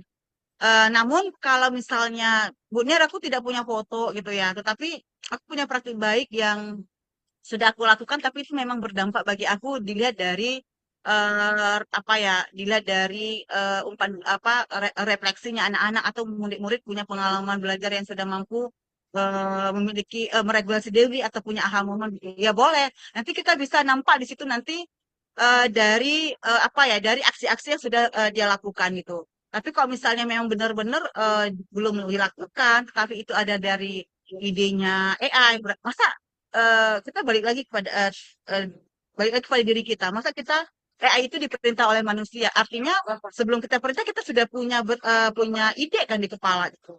Apa salahnya kita tuliskan sendiri gitu ya teman-teman ya. Tapi bukan berarti mencari idenya itu dari AI. Gitu ya. Mungkin teman-teman bisa paham lah ya. Oke. Oke, terima Selanjutnya Bu Rani kasih. ada lagi pertanyaan? Belum ada ini. Saya ingin bertanya ini sama Bapak Ismail Saleh. Saya aja lah ini bertanya ya kan. Karena mungkin ibu-ibu yang lain lagi sibuk mencatat-catat mungkin ya. Oke, Pak Ismail. Siap, Ibu. Oke, tadi Bapak temanya tentang guru transformatif ini. Iya.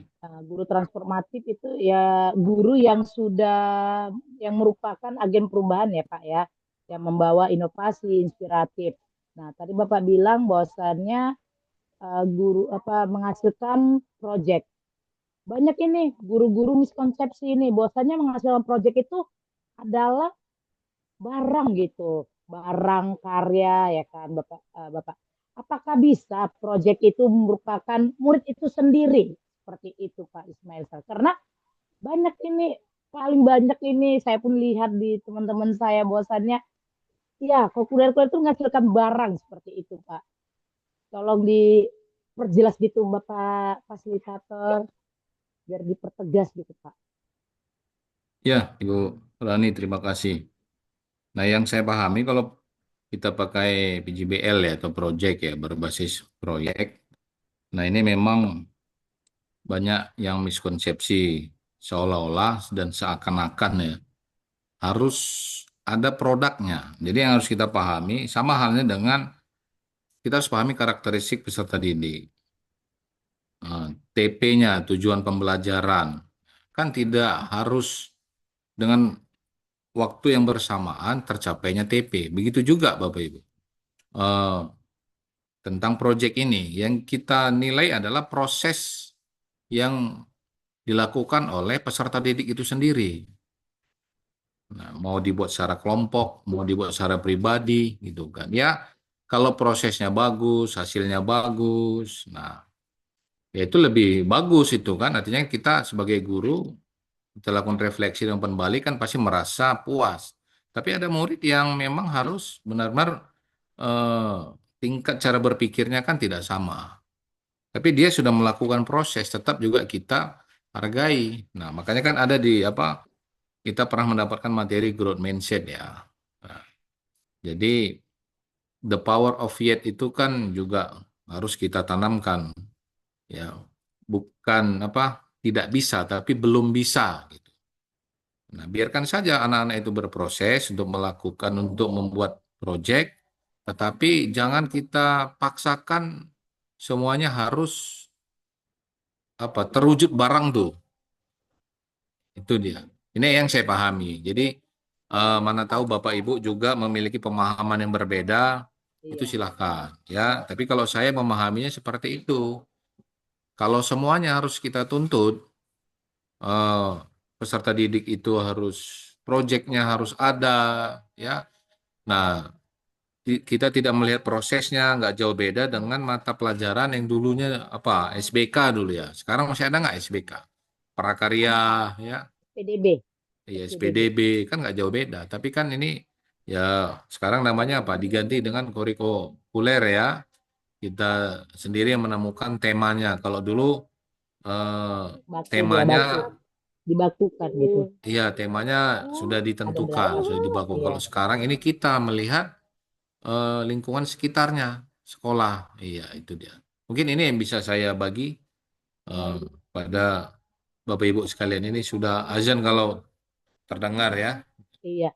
Seru kali Bapak. Yang benar. Ya, Jadi kita eh, PJBL ini bukan hanya produk, tetapi prosesnya yang dialami oleh murid ya secara mendalam ya gitu ya Pak ya. iya. Jadi banyak ini guru-guru miskonsepsi gitu. Nah, Alhamdulillah kan Pak. Setelah saya bertanya, terima kasih Pak Ismail Saleh. Ada lagi yang mau bertanya ini. Silakan Bu Deni Kas, dipersilakan untuk bertanya kepada para narasumber kita. Kepada siapa Bu Deni? Silakan. Ya, ya terima kasih Bu Rani sebagai moderator. Dengar suara saya Ibu? Terdengar dengan jelas. Oke, terima kasih. Ya, eh sangat puas ya buat pemaparan dari Pak Ismail ya tentang transformatif. Saya sangat setuju sekali Pak kalau transformatif itu bukan meniadakan yang namanya pembelajaran konvensional, tetapi bagaimana mengupgrade kembali pembelajaran konvensional yang tadi Bapak jelaskan. Eh Terbersit di pemikiran saya, Pak, ada satu pertanyaan dari saya. Bagaimana ya? Kadang kalau kita berbicara tentang transformatif, ini tentu tidak jauh cara berpikir dari guru yang notabene-nya eh, international school atau kita kita bilanglah swasta gitu. Dan yang konvensional arahnya kepada yang sekolah-sekolah negeri gitu yang mungkin ada sekolah siangnya begitu ya kan Pak ya. Jadi bagaimana sih cara kita mengubah mungkin di sini mindset dari setiap guru-guru supaya guru-guru yang mungkin kita di sini banyakkan yang di negeri gitu Pak. Jadi ada kesannya kalau sekolah negeri itu ya untuk hal-hal yang transformatif itu persenannya lebih rendah daripada yang namanya sekolah swasta negeri ataupun apa namanya eh, yang international school gitu Pak. Eh, itu saja sih Pak. Terima kasih Pak Ismail.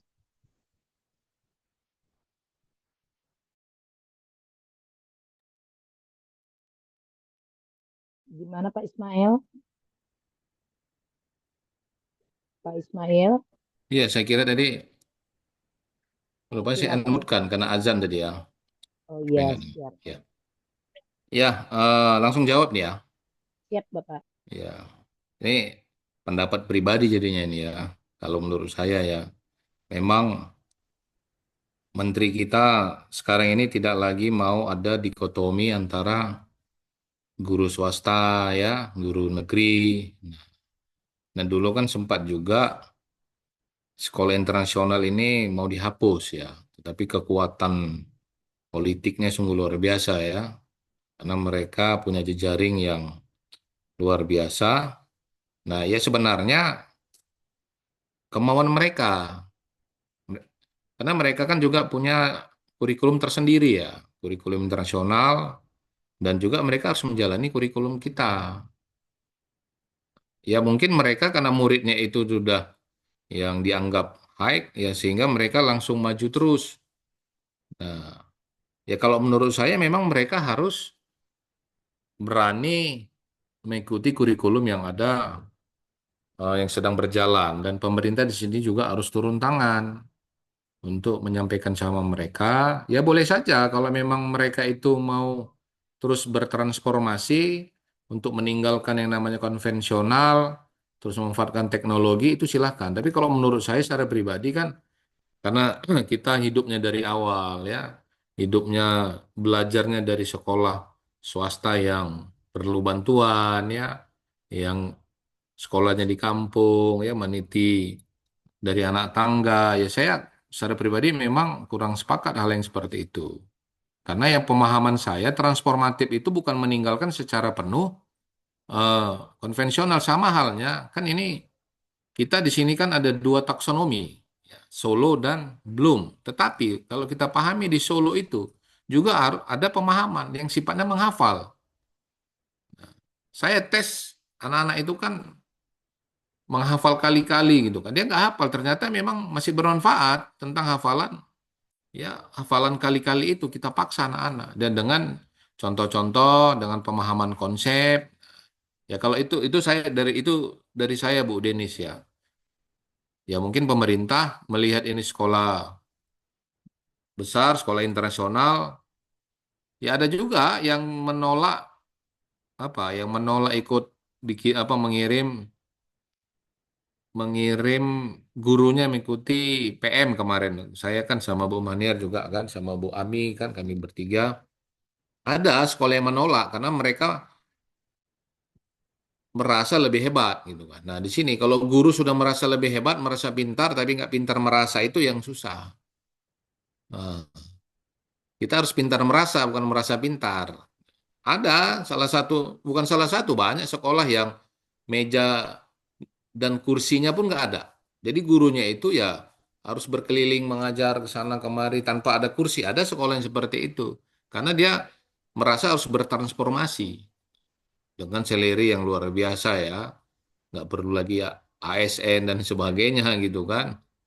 Nah mungkin pendapatannya sudah lebih dari UMP.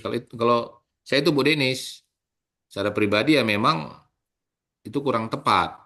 Ya tetap harus ada ya pastilah kalau kita cek itu punya pasti gurunya juga ada menjelaskan itu kan juga bagian dari konvensional ya pasti ada penjelasan yang mereka sampaikan nah, itu kan bagian dari taksonomi belum C1 dan C2 menjelaskan ya supaya lebih paham anak-anak pasti ada gitu kan cuma kadang-kadang mereka kami sudah ini enggak kami sudah meninggalkan konvensional salah itu padahal coba kalau konvensional itu suruh aja mereka tonton video suruh aja mereka menjawab soal dari ChatGPT, Claude A dan sebagainya, Gemini, silakan tanpa ada penjelasan. Nah, pendidikan karakter itu kan juga bagian dari konvensional. Nah, pembelajaran mata pelajaran olahraga nggak bisa digantikan dengan AI misalnya. Ya, belajar bahasa Inggris bisa misalnya. Bu Rani ini alumni bahasa Inggris UMSUNI kan. Bisa diganti itu Bu Irani. Belajar mereka pakai AI bisa kan. Ya kan?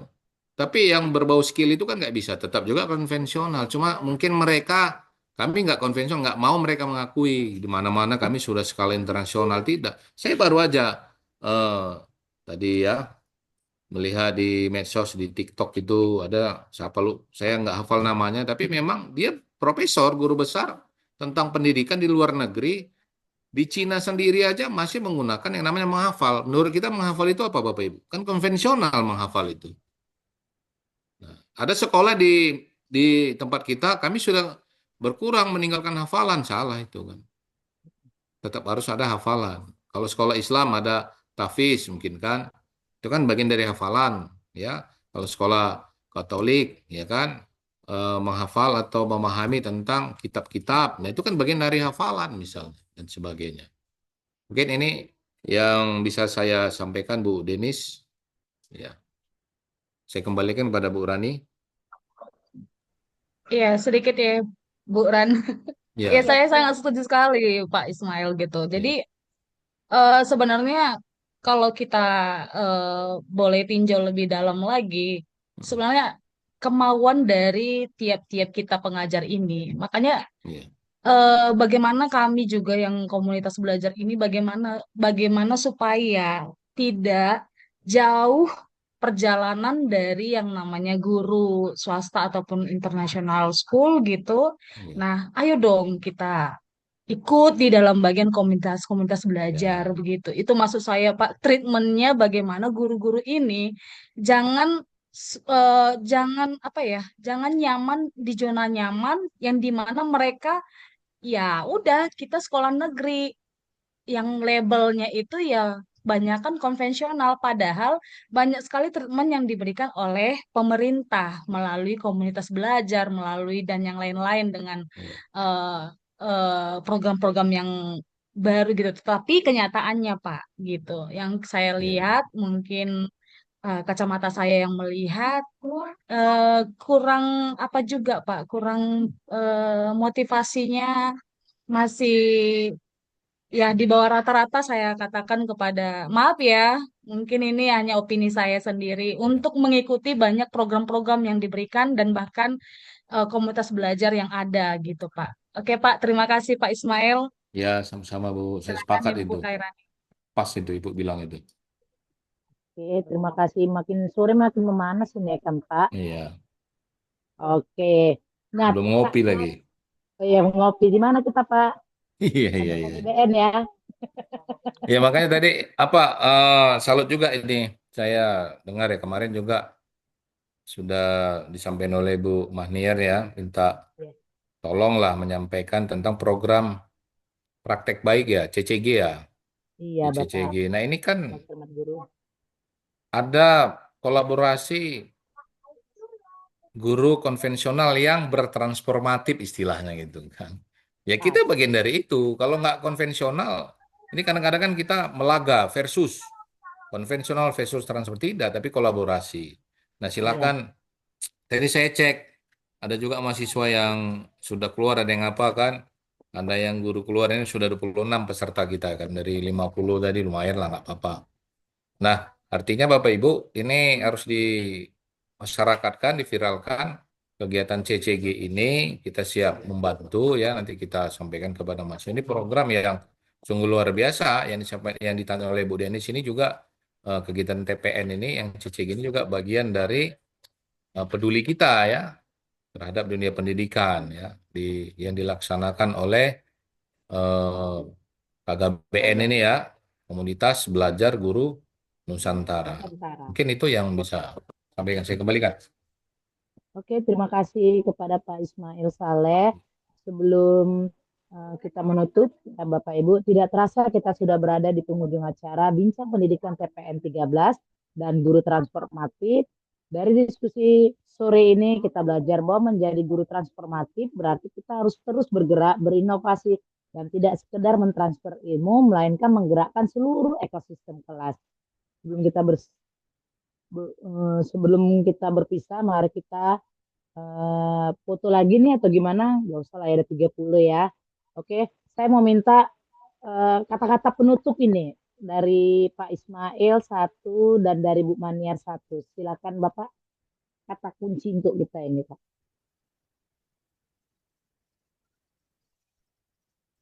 Ya, Ada Pak? siapa dulu? Pak Ismail dulu. Boleh. Maniar, oh, Pak Ismail boleh. Baik, Bapak Sama-sama. Ibu, terima kasih ya. Jadi investasi terbaik di investor terbaik itu adalah pendidikan, Bapak Ibu. Jadi keberhasilan pendidikan sangat ditentukan oleh kualitas guru, kualitas calon guru yang hadir di ruang kelas setiap hari. Sekolah akan melahirkan generasi pembelajar yang siap untuk menghadapi masa depan hanya ketika pendidiknya berani menjadi penggerak perubahan. Teruslah belajar, teruslah berinovasi, teruslah menginspirasi. Terima kasih Siap. kepada Bapak Ibu guru atas kesempatan yang diberikan kepada saya untuk berbagi ya, berbagi praktik baik, berbagi ilmu. Artinya tidak mengajari itik berenang. Artinya saya di sini juga sama-sama belajar, sama-sama berinovasi, sama-sama menginspirasi. Terima kasih. Selamat sore. Assalamualaikum warahmatullahi wabarakatuh. Oke, berikutnya, Waalaikumsalam warahmatullahi wabarakatuh. Berikutnya Bu Mania, kasih Oke, kata-kata saya Bu. sambung dari Pak Ismail. Jadilah guru belajar, guru bertransformasi, dan menjadi guru inspirator. Bagikan inspirasimu lewat misi di TPN 13 Kota Medan. Aduh, Terima keren kasih. banget.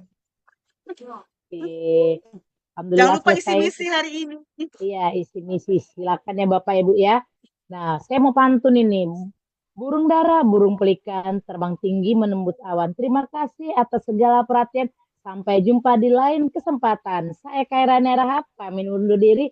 Mari terus bergerak bersama, belajar bersama, dan berdampak bersama untuk pendidikan Indonesia yang lebih baik lagi. Akhir kata, wassalamualaikum warahmatullahi wabarakatuh. Selamat sore dan sampai jumpa di ruang kolaborasi berikutnya. Waalaikumsalam warahmatullahi wabarakatuh. Jangan lupa Oh, isi link warahmatullahi. presensi. Izin Izin live presensi. ya, Bapak Ibu. Terima kasih. Iya, terima kasih Pak Terima kasih Pak Ismail. Ismail. Bu Hairani, teman-teman semuanya, terima kasih. Terima kasih.